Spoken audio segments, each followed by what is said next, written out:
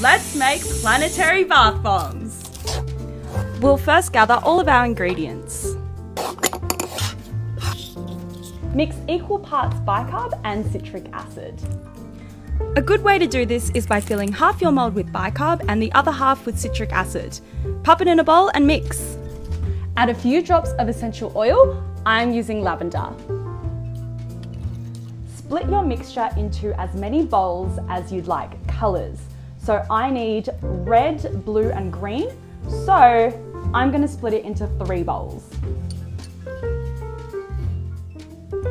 Add food colouring into each bowl, but not too much. We don't want them to be sticky.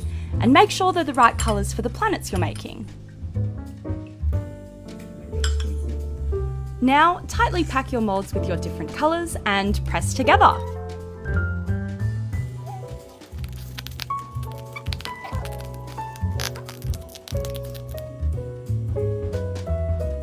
It is time to take these out of the moulds. The waiting is over. Guess which planets I made.